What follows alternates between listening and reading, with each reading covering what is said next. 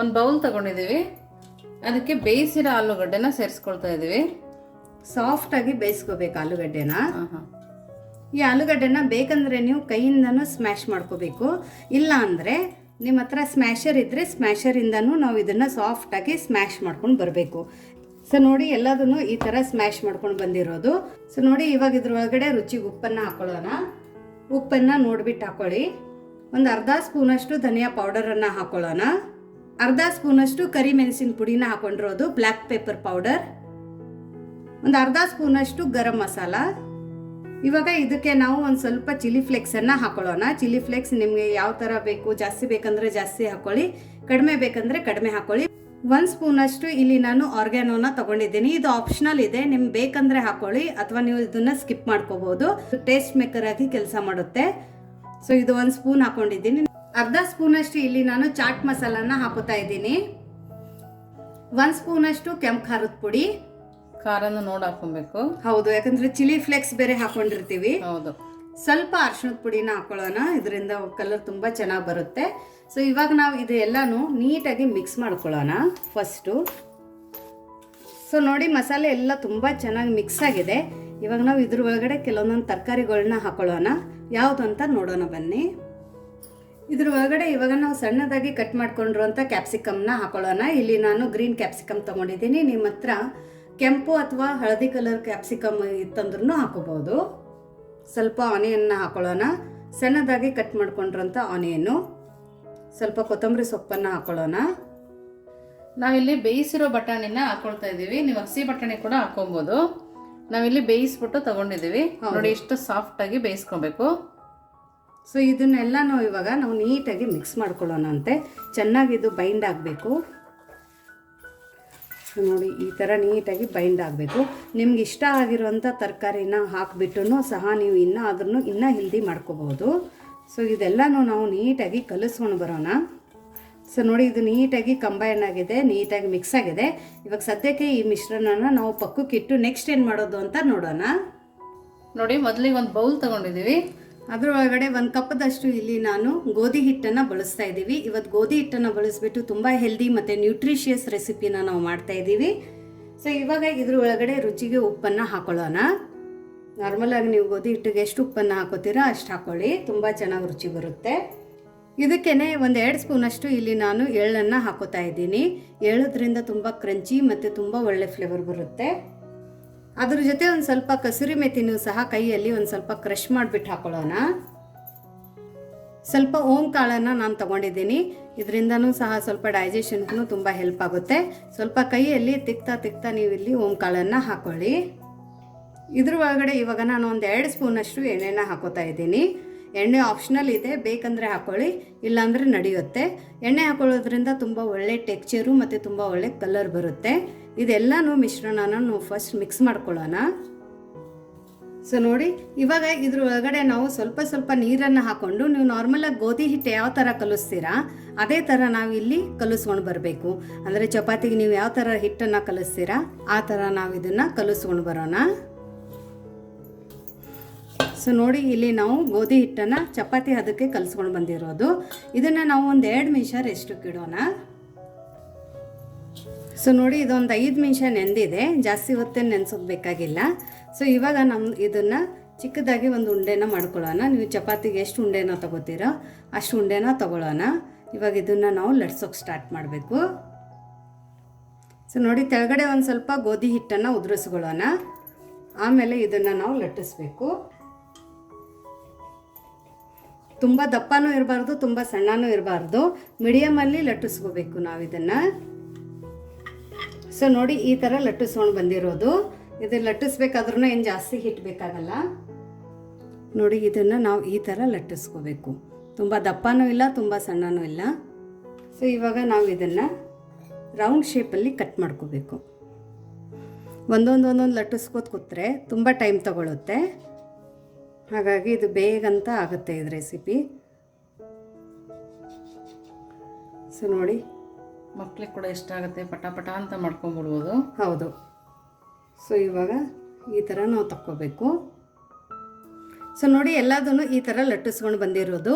ನಮ್ಮ ಫಡ್ಡಿನ ಮನೆ ಯಾವ ಸೈಜಲ್ಲಿ ಇರುತ್ತೆ ಆ ಸೈಜಲ್ಲಿ ನೀವು ಇದನ್ನು ಲಟ್ಟಿಸ್ಕೊಂಡು ಬನ್ನಿ. ಇವಾಗ ಏನು ಮಾಡೋದು ಅಂದರೆ ನಾವು ಇಲ್ಲಿ ಪೊಟ್ಯಾಟೊ ಸ್ಟಫಿಂಗನ್ನು ಏನು ಮಾಡ್ಕೊಂಡಿದ್ವಿ ಅಲ್ಲ, ಇದ್ರದ್ದೊಂದು ಚಿಕ್ಕದಾಗಿ ಉಂಡೆನ ಮಾಡ್ಕೊಳ್ಳೋಣ. ಸೊ ನೋಡಿ, ಈ ಥರ ಚಿಕ್ಕದಾಗಿ ಉಂಡೆ ಮಾಡಿಕೊಂಡು ಇದ್ರ ಮೇಲ್ಗಡೆ ಒಂದು ಸ್ವಲ್ಪ ಚೀಸನ್ನು ಇಟ್ಬಿಟ್ಟು ಇದನ್ನು ನಾವು ರೌಂಡಲ್ಲಿ ಕ್ಲೋಸ್ ಮಾಡ್ಕೋಬೇಕು. ಸೊ ಕಡಿಮೆ ಎಣ್ಣೆಯಲ್ಲಿ ತುಂಬ ಹೆಲ್ದಿ ರೆಸಿಪಿ, ನ್ಯೂಟ್ರಿಷಿಯಸ್ ರೆಸಿಪಿನ ಯಾವ ಥರ ಮಾಡೋದು ಅಂತ ನೋಡಿದ್ದೀರಲ್ಲ. ಸೊ ನೋಡಿ, ಇದನ್ನು ಈ ಥರ ನಾವು ಕ್ಲೋಸ್ ಮಾಡ್ಕೋಬೇಕು. ಕ್ಲೋಸ್ ಮಾಡಿಕೊಂಡು ಇದು ಎಕ್ಸ್ಟ್ರಾ ಇದ್ದಿರೋದು ಹಿಟ್ಟನ್ನು ನಾವು ತಕ್ಕೋಬೋದು. ಆಮೇಲೆ ಮತ್ತೆ ಕ್ಲೋಸ್ ಮಾಡಿ ಇದನ್ನು ರೌಂಡಲ್ಲಿ ಟರ್ನ್ ಮಾಡ್ಕೊಳ್ಳೋಣ. ಸೊ ಎಲ್ಲದನ್ನೂ ನಾವು ಇದೇ ಥರ ಮಾಡ್ಕೊಂಡು ಬರೋಣ. ಸೊ ನೋಡಿ, ಎಲ್ಲದನ್ನು ನಾವು ಈ ಥರ ಮಾಡ್ಕೊಂಡು ಬಂದಿರೋದು. ಇವಾಗ ನೆಕ್ಸ್ಟ್ ಏನು ಮಾಡೋದು ಅಂತ ನೋಡೋಣ ಬನ್ನಿ. ಸೊ ನೋಡಿ, ಇಲ್ಲಿ ಒಂದು ಫಡ್ಡಿನ ಮನೆನ ತೊಗೊಂಡಿರೋದು. ಇವಾಗ ಇದು ಹೈ ಫ್ಲೇಮಲ್ಲಿ ನಾನು ಬಿಸಿ ಮಾಡ್ಕೊಳಕ್ಕೆ ಇಟ್ಕೊಂಡಿದ್ದೀನಿ. ಇದ್ರೊಳಗಡೆ ಒಂದು ಸ್ವಲ್ಪ ಎಣ್ಣೆನ ಹಾಕ್ಕೊಳ್ಳೋಣ. ಸೊ ನೋಡಿ, ಇವಾಗ ನಾವು ಮಾಡ್ಕೊಂಡಿರೋಂಥ ಈ ಗೋಧಿ ಹಿಟ್ಟಿನ ಬಾಲ್ಸನ್ನು ಇದ್ರೊಳಗಡೆ ಇಟ್ಕೊಳ್ಳೋಣ. ನನ್ನ ಫಡ್ಡಿನ ಮನೆ ತುಂಬ ದೊಡ್ಡದಾಗಿದೆ, ಹಾಗಾಗಿ ನಾನು ದಪ್ಪ ಮಾಡ್ಕೊಂಡಿದ್ದೀನಿ. ಇವಾಗ ಫ್ಲೇಮನ್ನು ನಾವು ಮೀಡಿಯಮಲ್ಲಿ ಇಟ್ಕೊಂಡು ಇದನ್ನು ನಾವು ಮೇಲ್ಗಡೆ ಒಂದು ಸ್ವಲ್ಪ ಎಣ್ಣೆನ ಹಾಕ್ಕೊಳ್ಳೋಣ. ನಾವು ಮೇಲೆ ಎಣ್ಣೆ ಹಾಕೋದ್ರಿಂದ ಕಲರ್ ಕೂಡ ಚೆನ್ನಾಗಿ ಬರುತ್ತೆ, ತುಂಬ ಚೆನ್ನಾಗಿ ಬರುತ್ತೆ. ಆಮೇಲೆ ಬೇಯುತ್ತೆ ಆಶಾ. ಹೌದು, ಬೇಗ ಬೇಯುತ್ತೆ. ಸೊ ಕಡಿಮೆ ಎಣ್ಣೆಯಲ್ಲಿ ಮಾಡ್ಕೊಳ್ಳೋವಂಥ ಒಂದು ರೆಸಿಪಿ. ಯಾವಾಗಲೂ ನಾವು ಡೀಪ್ ಫ್ರೈ ಮಾಡ್ತೀವಿ, ಶಾಲೋ ಫ್ರೈ ಮಾಡ್ತೀವಿ. ಹೌದು, ಹಾಗಾಗಿ ಇದು ಬರೀ ನೀವು ನಾನ್ ಸ್ಟಿಕ್ ಪ್ಯಾನ್ ಇದ್ದರೆ ಮಾತ್ರ, ನಾನ್ ಸ್ಟಿಕ್ದು ಫಡ್ಡಿನ ಮನೆ ಇದ್ದರೆ ನೀವು ಬರೀ 1 ಡ್ರಾಪ್ ಎಣ್ಣೆಯಲ್ಲಿ ಸಹ ಈ ರೆಸಿಪಿನ ಮಾಡ್ಕೋಬೋದು. ಸೊ ನೋಡಿ, ಇವಾಗ ಇದನ್ನು ನಾವು ಈ ಥರ ಟರ್ನ್ ಮಾಡ್ಕೋಬೇಕು.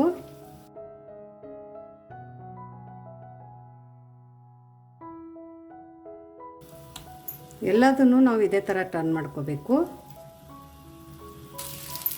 ಸೊ ನೋಡಿ, ಇದನ್ನು ನಾವು ಈ ಥರ ಪದೇ ತಿರುಗಿಸ್ಕೋಬೇಕು, ಇಲ್ಲಾಂದರೆ ಒಂದೇ ಸೈಡ್ ಇದು ಸಿಹಿದೋಗ್ಬಿಡುತ್ತೆ. ಸೊ ಹಾಗಾಗಿ ನಾವು ಪ್ರತಿ 1 ಸೆಕೆಂಡಕ್ಕೂ ಇದನ್ನು ತಿರುಗಿಸ್ತಾನೇ ಇರಬೇಕು.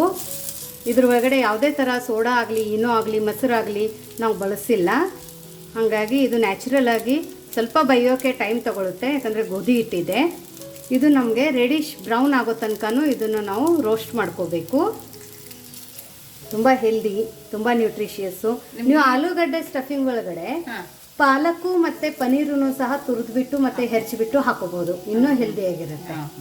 ಈ ಥರ ಮಾಡ್ಕೊಳ್ಳಿಲ್ಲ ಅಂದರೆ ಸ್ವಲ್ಪ ಲಟ್ಟಿಸ್ಬಿಟ್ಟು ಬೇಯಿಸ್ಕೊಬೋದಲ್ವಾ? ಹೌದು, ಅದು ಪರಾಟ ಆಗುತ್ತೆ. ಕೆಲವರು ಈ ಥರ ಬೇಡ, ಅರ್ಜೆಂಟ್ ಇರುತ್ತೆ ಅಂದರೆ ಆ ಥರ ಕೂಡ ಮಾಡ್ಕೋಬೋದು. ಸೊ ಇದು ಫುಲ್ ಇನ್ನು ರೆಡಿಶ್ ಹಾಕಬೇಕು. ಸೊ ನೋಡಿ, ಎಲ್ಲದನ್ನು ಈ ಥರ ನಾವು ಫ್ರೈ ಮಾಡ್ಕೊಂಡು ಬಂದಿದ್ದೀವಿ. ಸೊ ನೋಡಿ, ಎಲ್ಲದನ್ನು ಈ ಥರ ಇವಾಗ ಬೈದಿದೆ. ಸೊ ಫ್ರೈ ಮಾಡ್ಕೊಬೇಕು, ಸುತ್ತಾನು ಫ್ರೈ ಮಾಡ್ಕೋಬೇಕು ಇದನ್ನು. ಸೊ ನೋಡಿ, ಈ ಥರ ಫ್ಲೇಮನ್ನು ಮಾತ್ರ ಮೀಡಿಯಮಲ್ಲಿ ಇಟ್ಕೊಂಡೆ ನೀವು ಇದನ್ನು ಫ್ರೈ ಮಾಡ್ಕೊಳ್ಳಿ. ಸೊ ಕಡಿಮೆ ಎಣ್ಣೆಯಲ್ಲಿ ಹೆಲ್ದಿ ರೆಸಿಪಿನ ಯಾವ ಥರ ಮಾಡೋದು ಅಂತ ನೋಡಿದ್ರಲ್ಲ. ಬರೀ ಗೋಧಿ ಹಿಟ್ಟು ಮತ್ತು ಅವೈಲೇಬಲ್ ಕ್ಯಾಬೇಜ್ ಇದ್ದರೆ ಕ್ಯಾಬೇಜಿಂದನೂ ಸಹ ನೀವು ಈ ರೆಸಿಪಿನ ಮಾಡ್ಕೋಬೋದು. ಆಲೂಗಡ್ಡೆ ಇಲ್ಲ, ನಾವು ಆಲೂಗಡ್ಡೆ ತಿನ್ನಲ್ಲ ಅಂದ್ರೂ ಬೇರೆ ತರಕಾರಿಗಳಿಂದನೂ ನೀವು ಈ ಥರ ಒಂದು ಹೆಲ್ದಿ ರೆಸಿಪಿನ ಮಾಡ್ಕೊಂಡು ತಿನ್ಬೋದು. ಸೊ ನೋಡಿ, ಇವಾಗ ಇದೆಲ್ಲ ಫ್ರೈ ಆಗಿದೆ. ಇವಾಗ ನಾನು ಫ್ಲೇಮನ್ನು ಆಫ್ ಮಾಡಿದ್ದೀನಿ. ಆಫ್ ಮಾಡಿಬಿಟ್ಟು ಇವಾಗ ನಾವು ಇದನ್ನು ತಕ್ಕೊಳ್ಳೋಣ. ಎಲ್ಲದನ್ನೂ ಒಂದು ಪ್ಲೇಟಿಗೆ ಹಾಕ್ಕೊಳ್ಳೋಣ. ನೋಡಿ ಎಷ್ಟು ಟಮ್ ಅಂತ ಒಬ್ಬಿದೆ ನೋಡಿ, ಬಲೂನ್ ಥರ. ಸೊ ಇವಾಗ ನಾವು ಈ ಫಡ್ಡನ್ನು ಸರ್ವ್ ಮಾಡೋಣ. ಸೊ ನೋಡಿ, ನಮ್ಮದು ಬಿಸಿ ಗೋಧಿ ಹಿಟ್ಟಿನ ಫಡ್ ರೆಡಿಯಾಗಿದೆ. ತುಂಬ ಹೆಲ್ದಿ, ತುಂಬ ನ್ಯೂಟ್ರಿಷಿಯಸ್. ನೀವು ಇದನ್ನು ಒಂದು ದಿವಸ ಮಾರ್ನಿಂಗಕ್ಕೆ ತಿಂದುಬಿಟ್ರೆ ಇಡೀ ದಿನ ನಿಮಗೆ ಹಸಿವಾಗಲ್ಲ, ಅಷ್ಟು ಹೆಲ್ದಿ ರೆಸಿಪಿ ಇದೆ. ಇವನ್ ಮಕ್ಕಳಿಗೆ ಲಂಚ್ ಬಾಕ್ಸಿಗೂ ಸಹ 1 ಸ್ಪೂನ್ ಎಣ್ಣೆಯಲ್ಲಿ ಮತ್ತು ಗೋಧಿ ಹಿಟ್ಟಿಂದ ಈ ಥರದ ಒಂದು ರೆಸಿಪಿನ ನೀವು ಮಾಡಿಕೊಡ್ಬೋದು. ಎಣ್ಣೆಯಲ್ಲಿ ಕರಿಯೋಂಗಿಲ್ಲ, ಶಾಲೋ ಫ್ರೈ ಮಾಡೋಂಗಿಲ್ಲ. ಸೊ ಆರಾಮಾಗಿ ಈಸಿಯಾಗಿ ಕಡಿಮೆ ಇಂಗ್ರೀಡಿಯೆಂಟ್ಸಲ್ಲಿ ಮನೆಯಲ್ಲಿರುವಂಥ ಇಂಗ್ರೀಡಿಯೆಂಟ್ಸ್ನ ಬಳಸಿಬಿಟ್ಟು ಇಟ್ಟು ಹೆಲ್ದಿಯಾಗಿ ರೆಸಿಪಿನ ಯಾವ ಥರ ಮಾಡೋದು ಅಂತ ನೋಡಿದ್ರಲ್ಲ. ಇದನ್ನು ನಾವು ಇವಾಗ ಕಟ್ ಮಾಡಿ ನೋಡೋಣ. ಸೊ ನೋಡಿ, ಇದನ್ನು ನಾನು ಚಾಕುವಿಂದ ಕಟ್ ಮಾಡ್ತಾ ಇದ್ದೀನಿ. ಹೊರಗಡೆ ಕ್ರಿಸ್ಪಿ, ಒಳಗಡೆ ಸಾಫ್ಟು. ನೋಡ್ತಾ ಇದ್ರಲ್ಲ, ಸಮೋಸ ಥರ ಅನ್ನಿಸ್ತಾ ಇದೆ. ನೋಡಿ ಎಷ್ಟು ಚೆನ್ನಾಗಾಗಿದೆ ನೋಡಿ, ತುಂಬ ಹೆಲ್ದಿಯಾಗಿದೆ, ತುಂಬ ಚೆನ್ನಾಗಿದೆ ಈ ರೆಸಿಪಿ. ನೋಡಾಶ, ತುಂಬಾ ಚೆನ್ನಾಗಿದೆ. ಒಳಗಡೆ ಮಸಾಲ ಕೂಡ ಅಷ್ಟೇ ಚೆನ್ನಾಗಿದೆ. ಆಲೂಗಡ್ಡೆ, ಬಟಾಣಿ ಮಸಾಲ ಎಲ್ಲ ನೀಟಾಗಿ ಸಿಗ್ತಾ ಇದೆ. ಸಮೋಸ ತಿಂದಷ್ಟೇ ಚೆನ್ನಾಗಿರುತ್ತೆ. ಹೆಲ್ದಿ ಸಮೋಸ ಇದೆ. ಸೊ ನಿಮಗೆ ಈ ಗೋಧಿ ಹಿಟ್ಟಿನ ರೆಸಿಪಿ ಹೇಗೆ ಅನ್ನಿಸ್ತು ಅಂತ ಕಮೆಂಟ್ ಮೂಲಕ ತಿಳಿಸೋದನ್ನು ಮರಿಬೇಡಿ. ನೋಡಿ, ಇಲ್ಲೊಂದು ಬೌಲನ್ನು ತೊಗೊಂಡ್ಬಿಟ್ಟು ಇದ್ರ ಒಳಗಡೆ 1 ಕಪ್ದಷ್ಟು ಇಲ್ಲಿ ನಾನು ಮೈದಾನ ತೊಗೊಂಡಿದ್ದೀನಿ. ನೀವು ಬೇಕಂದರೆ ಗೋಧಿ ಹಿಟ್ಟನ್ನು ಸಹ ಬಳಸ್ಬೋದು. ಜಾಸ್ತಿ ಟೇಸ್ಟ್ ಗೋಧಿ ಹಿಟ್ಟಲ್ಲ ಮೈದಾ ಹಿಟ್ಟಲ್ಲ? ಇವತ್ತು ನಾವು ಮಾಡುವಂಥ ರೆಸಿಪಿಗೆ ಮೈದಾ ಹಿಟ್ಟಲ್ಲಿ ಆಬ್ವಿಯಸ್ಲಿ ಒಳ್ಳೆ ಟೇಸ್ಟೇ ಬರುತ್ತೆ. ಬಟ್ ಗೋಧಿ ಹಿಟ್ಟಲ್ಲಿ ಅಂದರೆ ಇನ್ನೂ ಹೆಲ್ದಿಯಾಗಿ ಮಾಡ್ಕೋಬಹುದು.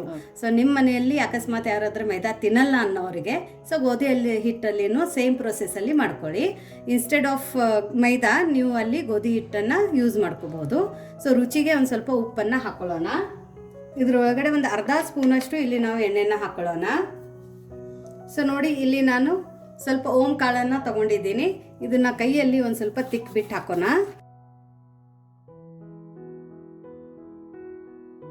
ಸೊ ಇದನ್ನೆಲ್ಲನೂ ನಾವು ಒಂದು ಸ್ವಲ್ಪ ಮಿಕ್ಸ್ ಮಾಡ್ಕೊಳ್ಳೋಣ. ಇದಕ್ಕೆ ನಮಗೆ ಸೋಡಾ ಏನು ಯಾವುದೇ ಇಂಗ್ರೀಡಿಯೆಂಟ್ಸನ್ನು ಬಳಸ್ತಾ ಇಲ್ಲ. ಸೊ ಸ್ವಲ್ಪ ನೀರನ್ನು ಹಾಕೊಂಡು ಇದನ್ನು ನಾವು ಗಟ್ಟಿಯಾಗಿ ಹಿಟ್ಟು ಥರ ಕಲಿಸ್ಕೊಂಡು ಬರೋಣ. ಸೊ ನೋಡಿ, ಇದನ್ನು ಈ ಥರ ನಾವು ಹಿಟ್ಟನ್ನು ಕಲಿಸ್ಕೊಂಡು ಬಂದಿರೋದು. ಇದನ್ನು ಒಂದು 2 ನಿಮಿಷ ನಾವು ರೆಸ್ಟಿಗೆ ಇಡೋಣ. ಸೊ ನೋಡಿ, ಇದು 1 ನಿಮಿಷ ಆಗಿದೆ. ಒಂದು ಸ್ವಲ್ಪ ಎಣ್ಣೆ ಕೈನ ಹಚ್ಕೊಳ್ಳೋಣ. ಎಣ್ಣೆ ಕೈನ ಹಚ್ಕೊಂಡ್ಬಿಟ್ಟು ಇದನ್ನು ಒಂದು ಸರ್ತಿ ನಾವು ಮಿತ್ಕೊಳ್ಳೋಣ. ನಿಮ್ಮ ಮನೆಯಲ್ಲಿ ಜಾಸ್ತಿ ಜನ ಇದ್ದಾರೆ ಅಂದರೆ ನೀವು ಜಾಸ್ತಿ ಕ್ವಾಂಟಿಟಿಯಲ್ಲಿ ಮಾಡ್ಕೊಳ್ಳಿ. ಬಟ್ ಇದರಲ್ಲಿನೂ ಎಷ್ಟಾಗುತ್ತೆ ಅಂತ ನಾನು ನಿಮ್ಗೆ ಹೇಳ್ತೀನಿ. ಸೊ ನೋಡಿ, ಇವಾಗ ಇಷ್ಟು ದಪ್ಪ ಉಂಡೆನ ನಾವು ತೊಗೊಂಡ್ಬಿಟ್ಟು ಇವಾಗ ಇದನ್ನು ನಾವು ಲಟ್ಸೋಕೆ ಸ್ಟಾರ್ಟ್ ಮಾಡೋಣ. ಸೊ ನೋಡಿ, ಇದ್ರ ಮೇಲ್ಗಡೆ ಒಂದು ಸ್ವಲ್ಪ ಮೈದಾ ಹಿಟ್ಟನ್ನು ಉದುರಿಸ್ಕೊಳ್ಳೋಣ. ನೀವು ಬೇಕಂದರೆ ಗೋಧಿ ಹಿಟ್ಟನ್ನು ಉದುರಿಸ್ಕೊಳ್ಳಿ. ಇದನ್ನು ನಾವು ಥಿನ್ನಾಗಿ ಲಟ್ಟಿಸ್ಕೊಂಡು ಬರಬೇಕು. ಇದೇನು ಫೋಲ್ಡ್ ಮಾಡೋದೇನು ಬೇಕಾಗಿಲ್ಲ, ಇದೇ ಥರ ಲಟ್ಟಿಸ್ಕೊಂಡು ಬರಬೇಕು. ಎಷ್ಟು ದೊಡ್ಡದಾಗಿ ಲಟ್ಸೋಕ್ಕಾಗತ್ತೆ ಈ ಉಂಡೆ ತಗೊಂಡ ನಂತರ ಅಷ್ಟು ದೊಡ್ಡದಾಗಿ ನೀವು ಲಟ್ಟಿಸ್ಕೊಳ್ಳಿ.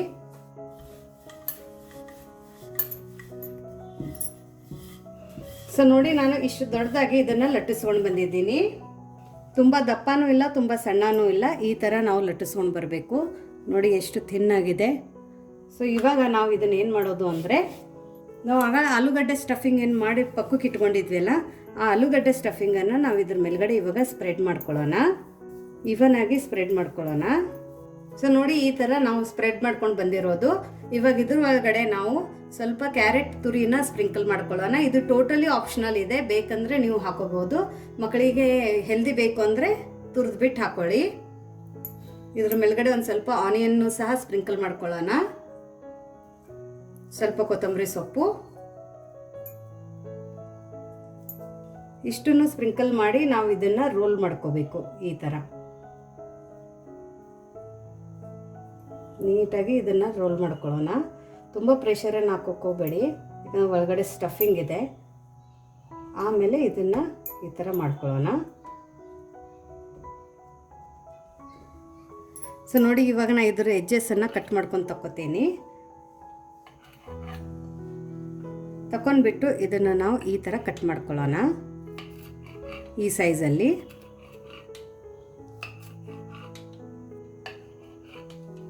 ಸೊ ನೋಡಿ, ಎಲ್ಲದನ್ನು ನಾವು ಇದೇ ಥರ ಕಟ್ ಮಾಡ್ಕೊಂಡು ಬಂದಿರೋದು. ಸೊ ಇವಾಗ ನೆಕ್ಸ್ಟ್ ಇದಕ್ಕೆ ಏನು ಮಾಡೋದು ಅಂತ ಹೇಳ್ತೀನಿ. ಸೊ ನೋಡಿ, ಇಲ್ಲಿ ನಾನು ಈ ಥರ ಕಡ್ಡಿನ ತೊಗೊಂಡಿದ್ದೀನಿ, ಸ್ಟಿಕ್ಕನ್ನು. ನಿಮ್ಗೂ ಆರಾಮಾಗಿ ನೀವು ಶಾಪಲ್ಲಿ ಹೋಗಿ ಕೇಳಿದರೆ ಅವ್ರು ಕೊಡ್ತಾರೆ. ಸೊ ಇದನ್ನು ನಾವು ಏನು ಮಾಡೋದು ಅಂದರೆ, ಇವಾಗ ಈ ಥರ ಇದನ್ನು ನಾವು ಇದ್ರ ಒಳಗಡೆ ಹಾಕೊಳ್ಳೋಣ. ಒಂದು ಕಡ್ಡಿ ಒಳಗಡೆ ಎಷ್ಟು ಹಿಡಿಯುತ್ತೆ ಅಷ್ಟು ನಾವು ಇದ್ರ ಒಳಗಡೆ ಈ ಸ್ಟಫಿಂಗನ್ನು ಹಾಕೊಳ್ಳೋಣ. ಸ್ವಲ್ಪ ದೂರನೇ ಹಾಕೋಬೇಕು, ನಿಯರಾಗಿ ಹಾಕೋಬೇಡಿ. ಸೊ ನೋಡಿ, ಈ ಥರ. ಸೊ ಇದೇ ಥರ ನಾವು ಎಲ್ಲದನ್ನು ಮಾಡ್ಕೊಂಡು ಬರೋಣ. ಸೊ ನೋಡಿ, ಎಲ್ಲದನ್ನು ನಾನು ಈ ಥರ ಮಾಡ್ಕೊಂಡು ಬಂದಿರೋದು. ಸೊ ಮೊದಲು ನಾನು ಇಲ್ಲಿ ಒಂದು ತಟ್ಟೆಯಲ್ಲಿ ಹಾಕ್ಕೊಂಡಿದ್ದೀನಿ. ಇವಾಗ ನೆಕ್ಸ್ಟ್ ಏನು ಮಾಡೋದು ಅಂತ ನೋಡೋಣ. ಇಲ್ಲಿ ನಾನು 3 ರಿಂದ 4 ಸ್ಪೂನಷ್ಟು ಇಲ್ಲಿ ನಾನು ಮೈದಾನ ತೊಗೊಂಡಿದ್ದೀನಿ. ಇದ್ರ ಒಳಗಡೆ 1 ಸ್ಪೂನಷ್ಟು ಕಾರ್ನ್ಫ್ಲೋರನ್ನು ಹಾಕೊಂಡಿರೋದು. ಕಾರ್ನ್ಫ್ಲೋರ್ ಹಾಕೊಳ್ಳೋದ್ರಿಂದ ತುಂಬ ಕ್ರಿಸ್ಪಿ ಮತ್ತು ತುಂಬ ಗರಿಯಾಗಿ ಬರುತ್ತೆ. ಸ್ವಲ್ಪ ಉಪ್ಪನ್ನು ಹಾಕೊಳ್ಳೋಣ. ಈ ಹಿಟ್ಟಕ್ಕೆ ಎಷ್ಟು ಬೇಕೋ ಅಷ್ಟು ಉಪ್ಪನ್ನು ಹಾಕೋಬೇಕು.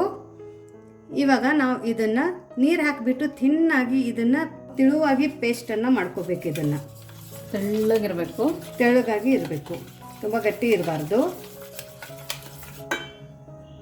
ಸೊ ನೋಡಿ, ಇನ್ನೊಂದು ಸ್ವಲ್ಪ ನೀರನ್ನು ಹಾಕೊಳ್ಳೋಣ. ಒಳಗಡೆ ಲಂಪ್ಸ್ ಇರಬಾರ್ದು, ಯಾವುದೇ ಥರ ಗಂಟು ಇರಬಾರ್ದು. ಸೊ ನೋಡಿ, ಈ ಥರ ನಮಗೆ ನೀರಿನ ಥರನೇ ಇಲ್ಲಿ ನಮಗೆ ಪೇಸ್ಟನ್ನು ಮಾಡ್ಕೊಂಡು ಬರಬೇಕಾಗಿದೆ. ತುಂಬ ನೀರೂ ಇರಬಾರ್ದು, ತುಂಬ ಗಟ್ಟಿಯಾಗಿನೂ ಇರಬಾರ್ದು, ಗಂಟು ಇರಬಾರ್ದು. ನೋಡಿ ಈ ಥರ ಇರಬೇಕು ಕನ್ಸಿಸ್ಟೆನ್ಸಿ. ಸ್ವಲ್ಪ ಥಿಕ್ಕಾಗಿನೇ ಇದೆ, ಬಟ್ ತುಂಬ ಥಿಕ್ಕಾಗಿಲ್ಲ. ಸೊ ಇವಾಗ ಇದ್ರ ಒಳಗಡೆ ನಾವು ಇದನ್ನು ಎತ್ಕೋಬೇಕು. ನಾವು ಮಾಡ್ಕೊಂಡಿದ್ವಲ್ಲ ಇದನ್ನು, ಇದ್ರ ಮೇಲ್ಗಡೆ ಈ ಥರ ನಾವು ಉದುರಿಸ್ಕೊಳ್ಳೋಣ. ನೀವು ಬೇಕಂದರೆ ಸ್ಪೂನಿಂದನೂ ಮಾಡ್ಕೋಬೋದು. ನೀಟಾಗಿ ಎಲ್ಲ ಕಡೆ ಈ ಹಿಟ್ಟನ್ನು ಅಂಟಿರಬೇಕು. ಸೊ ಇವಾಗ ನಾವು ಇದು ಸ್ಟಿಕ್ಕನ್ನು, ಬ್ರೆಡ್ ಕ್ರಮ್ಸನ್ನು ನಾನು ಇಲ್ಲೊಂದು ಪ್ಲೇಟ್ ಒಳಗಡೆ ಹಾಕ್ಕೊಂಡಿದ್ದೀನಿ. ಹಾಕ್ಕೊಂಡ್ಬಿಟ್ಟು ಇದನ್ನು ಒಂದು ಸ್ವಲ್ಪ ನಾವು ಸ್ಪ್ರೆಡ್ ಮಾಡ್ಕೊಳ್ಳೋಣ. ಸ್ಪ್ರೆಡ್ ಮಾಡಿಕೊಂಡು ನಾವು ಇವಾಗ ಇದೇನು ಮ್ಯಾರಿನೇಟ್ ಮಾಡ್ಕೊಂಡಿದ್ವಲ್ಲ ಇದ್ರ ಮೇಲ್ಗಡೆ ಇಟ್ಬಿಟ್ಟು ಇದನ್ನು ನೀಟಾಗಿ ಉದುರಿಸ್ಕೊಳ್ಳೋಣ. 2 ಸೈಡ್ ಹಾಕೊಬೇಕಲ್ವಾ? ಹೌದು. ಸೊ ತಿರುಗಿಸ್ಬಿಟ್ಟು 2 ಸೈಡ್ ಹಾಕೊಳ್ಳಿ. ಇಲ್ಲ ಅದ್ರ ಮೇಲ್ಗಡೆ ಇಟ್ಬಿಟ್ರೆ ಈ ಥರ ಅದು ಅಂಟಿರುತ್ತೆ. ಸೊ ಎಲ್ಲದನ್ನು ನಾವು ಇದೇ ಥರ ಮಾಡಿಕೊಂಡು ನೆಕ್ಸ್ಟ್ ಏನು ಮಾಡೋದು ಅಂತ ಹೇಳ್ತೀನಿ. ಸೊ ನೋಡಿ ಎಲ್ಲದನ್ನು ಈ ಥರ ಬ್ರೆಡ್ ಕ್ರಮ್ಸನ್ನು ನಾವು ಕೋಟ್ ಮಾಡ್ಕೊಂಡು ಬಂದಿರೋದು. ಇವಾಗ ನೆಕ್ಸ್ಟ್ ಏನು ಮಾಡೋದು ಅಂತ ನೋಡೋಣ. ನೋಡಿ ನಾವು ಇಲ್ಲಿ ಎಣ್ಣೆನ ಕಾಯಿಸ್ಕೊಂಡಿದ್ದೀವಿ.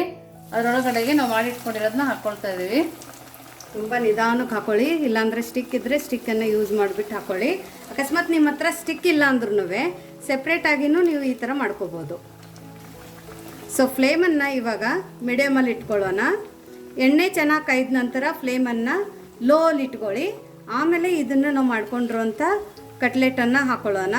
ಅದ್ರ ನಂತರ ಫ್ಲೇಮನ್ನು ಮೀಡಿಯಮಲ್ಲಿ ಇಟ್ಕೋಬೇಕು. ಸೊ ಇವಾಗ ಇದೆಲ್ಲನೂ ನಾವು ಮೀಡಿಯಮ್ ಫ್ಲೇಮಲ್ಲಿ ಕರ್ಕೋಬೇಕು. ಮೇಲ್ಗಡೆ ಬ್ರೆಡ್ ಕ್ರಮ್ಸ್ ಇರೋದ್ರಿಂದ ತುಂಬ ಬೇಗ ಬೇಯುತ್ತೆ ಇದು. ನೋಡಿ ಎಣ್ಣೆಯಲ್ಲಿ ಸಹ ಈ ಬ್ರೆಡ್ ಕ್ರಮ್ಸ್ ಬಿಚ್ಕೋತಾ ಇಲ್ಲ. ಸೊ ಮಧ್ಯದಲ್ಲಿ ಯಾಕೆ ಗ್ಯಾಪ್ ಇರಬೇಕು ಅಂದರೆ ಎಣ್ಣೆ ಹೋಗಿಬಿಟ್ಟು ಇದನ್ನು ನೀಟಾಗಿ ಬೇಯುತ್ತೆ ಅಂತ. ಸೊ ಹಾಗಾಗಿ ನೀವು ಕಡ್ಡಿ ಹಾಕಿದರೆ ಮಧ್ಯದಲ್ಲಿ ಗ್ಯಾಪ್ ಇಟ್ಕೊಳ್ಳಿ. ಕಡ್ಡಿ ಇಲ್ಲ ಅಂದರೆ ಇದು ಸೆಪ್ರೇಟ್ ಏನು ಪೀಸ್ಗಳಿದಾವೆಲ್ಲ ಇದನ್ನೇ ನೀವು ಬ್ರೆಡ್ ಕ್ರಮ್ಸ್ ಒಳಗಡೆ ಹಾಕಿಬಿಟ್ಟು ಡೈರೆಕ್ಟ್ ಬಜ್ಜಿ ಥರನೂ ಬಿಟ್ಕೋಬೋದು. ಮೈದಾದಲ್ಲಿ ಅದ್ದಿ ಬ್ರೆಡ್ ಕ್ರಮ್ಸ್ ಹಾಕಿ ಬಿಟ್ಕೋಬೋದು. ಹೌದು. ಸೊ ಇದನ್ನು ನಾವು ಒಂದು ಸ್ವಲ್ಪ ಗೋಲ್ಡನ್ ಬ್ರೌನ್ ಆಗೋ ತನಕ ಕರ್ಕೊಂಡು ಬರೋಣ. ಸೊ ನೋಡಿ ಇದು ತುಂಬ ಚೆನ್ನಾಗಿ ಫ್ರೈ ಆಗಿದೆ, ಕೆಂಪಾಗಿದೆ. ಸೊ ಇದನ್ನು ನಾವು ತಕ್ಕೊಳ್ಳೋಣ. ಕೇರ್ಫುಲ್ಲಾಗಿ ತಕ್ಕೊಳ್ಳಿ. ನೋಡಿ ಈ ಥರ. ಸೊ ನೋಡಿ ಇವಾಗ ನಾವು ಈ ಥರ ಕರ್ಕೊಂಡಿರೋದು. ಇದನ್ನು ನಾವು ಯಾವ ಥರ ತಿನ್ನಬೇಕು ಅಂತ ಹೇಳ್ತೀನಿ. ಮಿಕ್ಕಿರೋದನ್ನೂ ಎಲ್ಲನೂ ನೀವು ಇದೇ ಥರ ಕರ್ಕೊಳ್ಳಿ. ಸೊ ನೋಡಿ ಬಿಸಿ ಬಿಸಿ ನಮ್ಮದು ಸ್ನ್ಯಾಕ್ಸ್ ರೆಡಿಯಾಗಿದೆ. ತುಂಬ ಡಿಫ್ರೆಂಟಾಗಿ ಯುನೀಕ್ ಸ್ಟೈಲಲ್ಲಿ ಕ್ರಿಸ್ಪಿಯಾಗಿ ಅನ್ನಿಸ್ತಾ ಇದೆ. ತುಂಬ ಕ್ರಿಸ್ಪಿಯಾಗಿದೆ. ಇದ್ರ ಜೊತೆ ಕೆಚಪ್ಪು. ಸೊ ನೋಡಿ ಈ ವೆಜಿಟೇರಿಯನ್ ಇರೋರು ಸಹ ಇಷ್ಟು ಒಳ್ಳೆ ರೆಸಿಪಿನ ನಾವು ಮಾಡ್ಕೊಂಡು ತಿನ್ಬೋದು.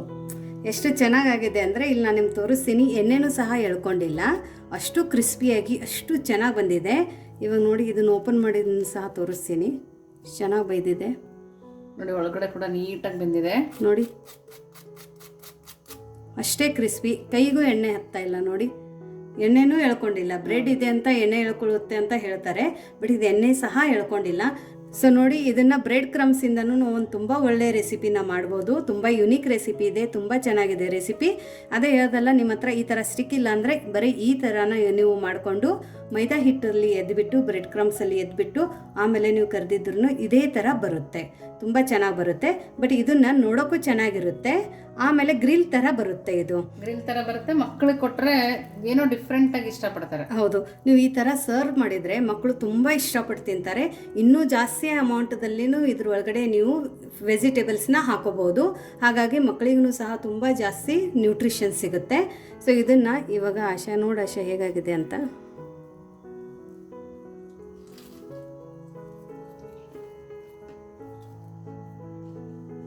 ಮಾತು ಬರ್ತಿಲ್ಲ, ಅಷ್ಟು ರುಚಿಯಾಗಿದೆ. ಅಷ್ಟು ಕ್ರಿಸ್ಪಿ, ಅಷ್ಟು ಚೆನ್ನಾಗಿದೆ. ತುಂಬಾ ಕ್ರಿಸ್ಪಿ ಅನ್ಸುತ್ತೆ ನೋಡಿ. ಒಳಗಡೆ ಪ್ಯಾಕೆಟ್ ಅಲ್ಲಿ ಆಲೂಗಡ್ಡೆ ನಗೆಟ್ಸ್ ಎಲ್ಲ ಸಿಗುತ್ತಲ್ಲ, ಅದನ್ನ ತಂದು ಎಣ್ಣೆಲಿ ಕರಿಯೋಕ್ಕಿಂತ ಈ ತರ ಮಾಡಿಕೊಟ್ರೆ ಸೇಮ್ ಅದೇ ತರ ಇರುತ್ತೆ ನೋಡಿ. ಅದೇ ಥರ ಫ್ಲೇವರು, ಅದೇ ಥರ ರುಚಿ, ತುಂಬ ಚೆನ್ನಾಗಿದೆ. ಸೊ ನೀವು ಈ ಥರ ಒಂದು ಹೊಸ ರೆಸಿಪಿನ ಮನೆಯಲ್ಲಿ ಟ್ರೈ ಮಾಡಿ. ಕಡಿಮೆ ಟೈಮಲ್ಲಿ ಮನೆಯಲ್ಲಿರುವಂಥ ಇಂಗ್ರೀಡಿಯೆಂಟ್ಸ್ನ ಬಳಸಿಬಿಟ್ಟು ನಾವು ಈ ಥರ ಒಂದು ಹೊಸ ರುಚಿನ ಮಾಡ್ಕೋಬೋದು. ಸೊ ನಿಮಗೆ ಈ ರೆಸಿಪಿ ಹೇಗೆ ಅನ್ನಿಸ್ತು ಅಂತ ಕಮೆಂಟ್ ಮೂಲಕ ತಿಳಿಸೋದನ್ನು ಮರಿಬೇಡಿ. ಇನ್ನೂ ನಮ್ಮ ಚಾನೆಲ್ನ ಲೈಕ್ ಮಾಡಿಲ್ಲ ಅಂದರೆ ಲೈಕ್ ಮಾಡಿ, ಶೇರ್ ಮಾಡಿ, ಸಬ್ಸ್ಕ್ರೈಬ್ ಮಾಡಿ. ವಿಶ್ಫುಲ್ ಅಡುಗೆ ಮನೆಗೆ ಥ್ಯಾಂಕ್ ಯು.